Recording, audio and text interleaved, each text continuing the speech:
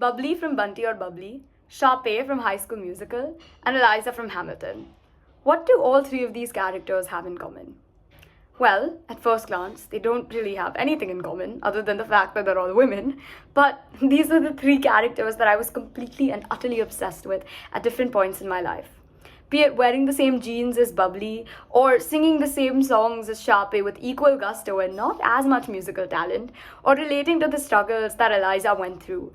These characters and the pieces of film and theatre they come from shaped my perception of myself, my place in the world, and really the world at large. And when I think about it, I realize that's really what film and theatre really is.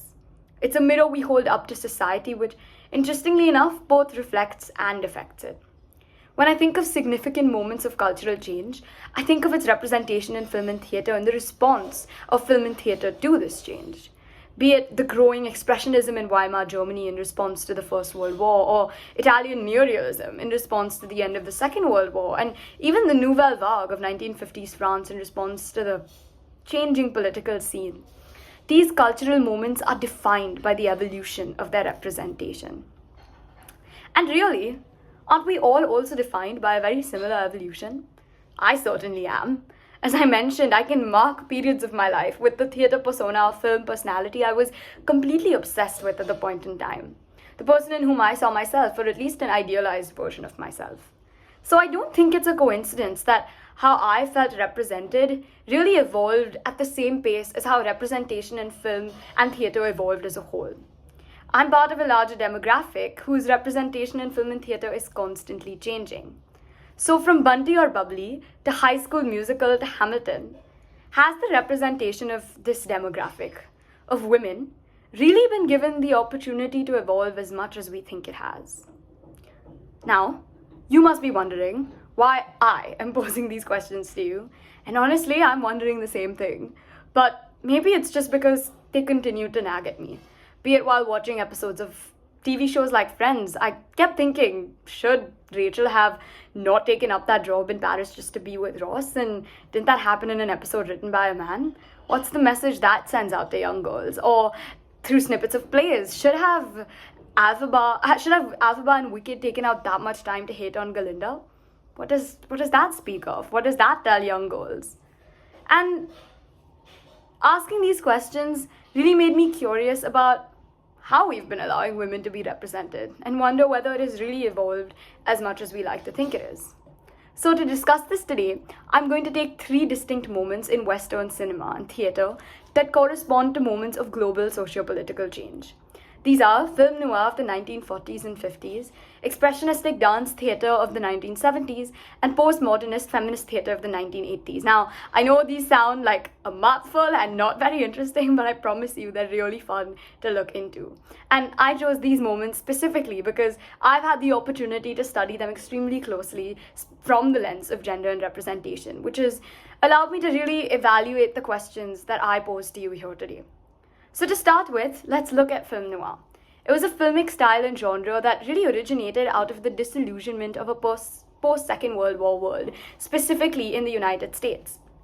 For the first time ever, these films were taking the mirror inward and reflecting this unsavory look of the American way of life. Now, of course, it came at the cusp of a huge socio-political change.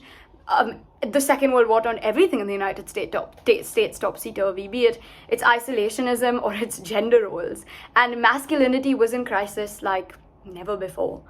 Men were coming back from the war shell-shocked and having undergone so much trauma, making them question the ideals that sent them to war in the first place.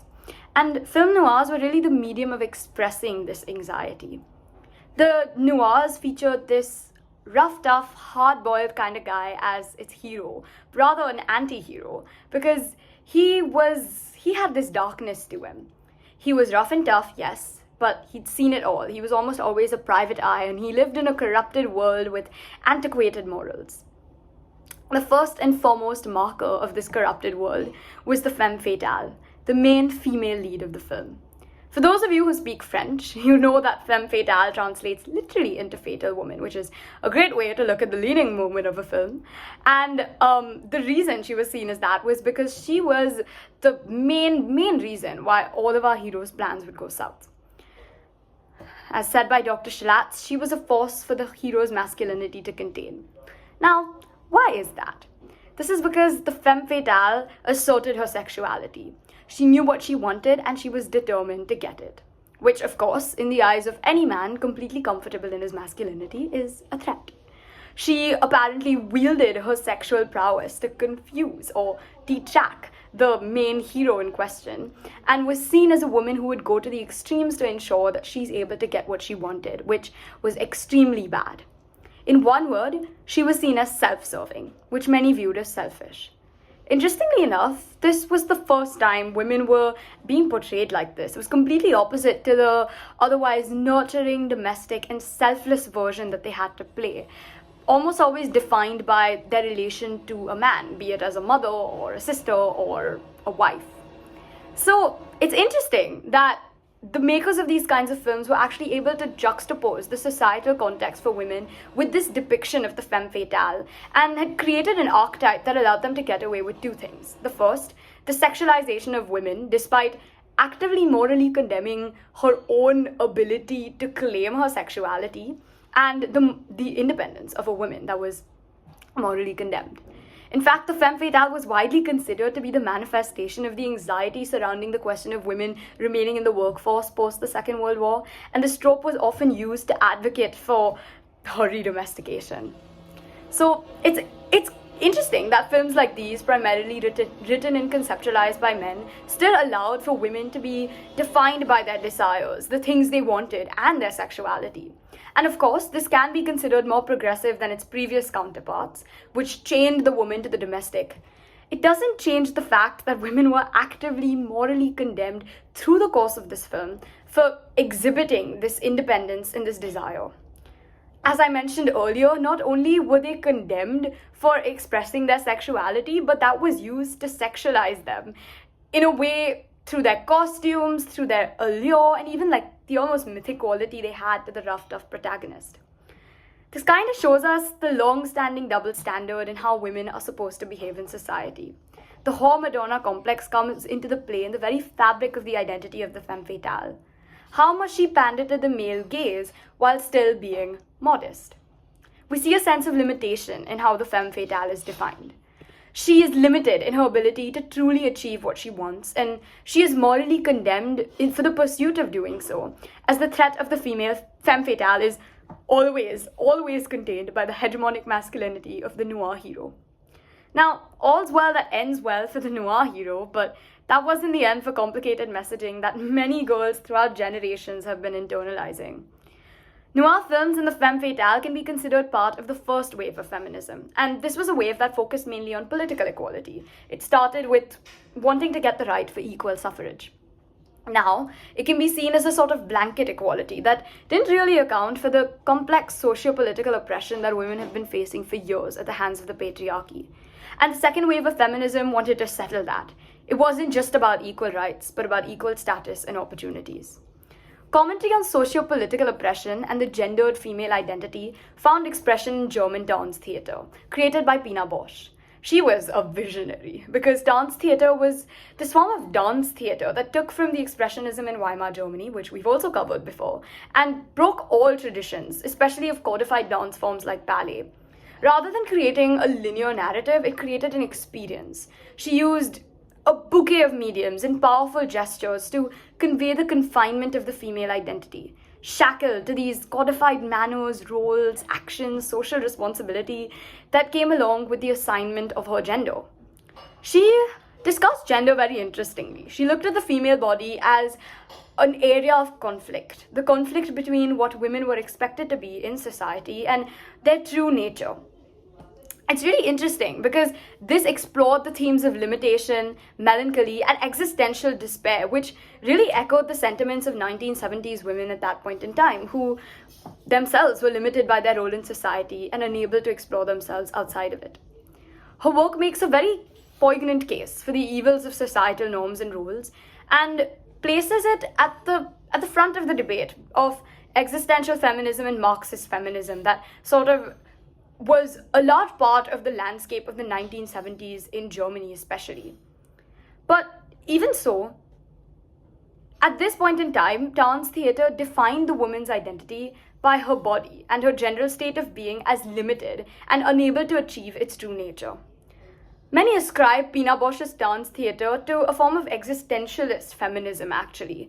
That is, it valued the capacity or even made a case for the need of radical change, but recognized factors outside of one's control within society and within oneself that caused it to be limited and caused the possibility of change to be stunted.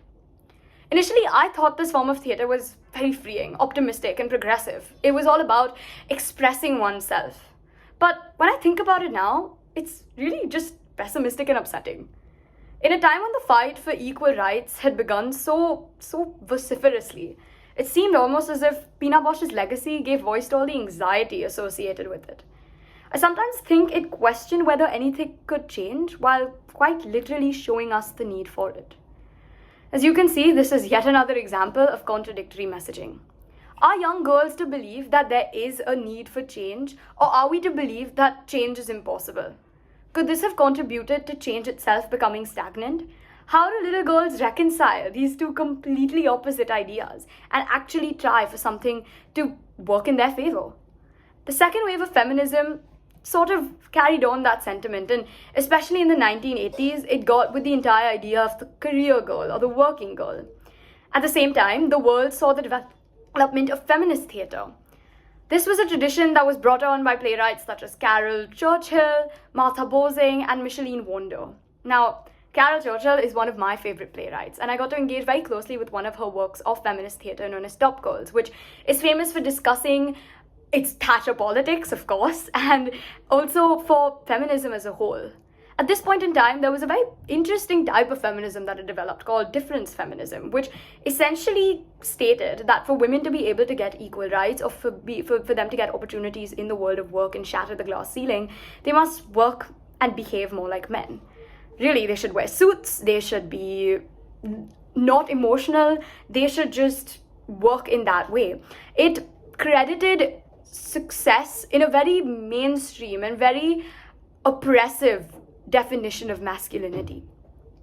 Not only was this seen as with the fictional character of Marlene in the play that I chose, Top Girls, but also with the very real figure of Margaret Thatcher, who people fondly remembered as a man in a skirt. Early feminist theatre did further the narrative of women having more potential than just the domestic front, but it also created this very negative binary imagery. The strong, powerful woman is the one who works, the one who takes on male attributes to shatter the glass ceiling, whereas the woman who stays at home is unable to do anything else. If anything, difference feminism reaffirms the idea that women, in fact, cannot have it all. It's either their careers or their households. Now, although I do give credit to the forebearers of feminist theatre and feminism for creating a space for women to break out of their roles as just caretakers, I worry that this binary must have been so confusing for young women then, because it's confusing for young women even till today. Women are once again depicted as limited. We cannot have it all, whereas a man who works and earns money can still have a family and still be defined by that. So what should the woman do in this case? Does she have to gain conventional success to be liberated? Or can she want to stay at home and be with her family? Or does that make her not feminist? Do you sense the pattern I'm getting at? What is it across these three distinct moments of film and theatre that has remained constant? As you can see, for decades, women have been defined by their limitation, be it the inability of the femme fatale to achieve her desires, or the inability of the gendered female body to express its true nature, or the inability for women to have it all. Our media keeps telling us that we are limited. And at the same time, it keeps giving us mixed signals. We are made of complexities, yes, but how do we reconcile complete opposites into one identity? How do we pander to the male gaze and remain modest? How do we fight for change without expecting change to occur? And how do we have work and have success and still remain within a family? Even though the discussion of our limitations is now in the forefront today, and we acknowledge that these limitations exist, has it really changed the way that we are represented? And shouldn't the conversation of women and their representation be more than just this limitation? Interestingly enough, I was reading about this in context of minority ethnicities, specifically the African American community and their representation, which falls into a similar binary of either talking about all the struggles in the past that have got them to this point today, or reveling in the moments of their glorious pasts of their history. And although both seem unable to grasp the complexities of what it means to represent minorities on stage, it made me wonder which part of the binary women fall under. And I really think it's within the area of discussing our limitations. Seeing that this is a constant in our representation and we've been getting it for years, is that the kind of messaging we are to internalize? How different could the representation and therefore definition of femininity be if we had stopped to ask the right questions while consuming the media we had been consuming? Because right now, femininity seems to be defined by the limitations that women face and everything that doesn't work in their favor. What if as a culture we had asked just then why the femme fatale is so bad for working for herself? How gender roles and individuals can, and individual nature can coexist, and why do they have to be at odds with one another? And why do women have to be defined by one sphere or the other? Maybe asking these simple questions would have changed the way in which representation is seen and how women have been historically represented. It's easy to ponder that looking back and with the benefit of hindsight, but I think we might be running out of time for hindsight. With the absolute treasure trove of content we have access to today, not only is it important for us to keep our eyes and brains open while we consume them, but also to form opinions, take stands, and ask the right questions so that the future isn't left with pieces of this kind of representation and doesn't have to internalize decades of just limitation. So paying attention to these questions, I think, might have some merit. Ask them as you think of what you're watching, and think about what you're watching so you can ask those questions. So to end, I leave you with this. It might have been Bunty, Sharpay, and Eliza for me, but it should be better for the future, so that the future has rounded, whole women who can be whatever they want to be, and our media allows us to be that. Thank you.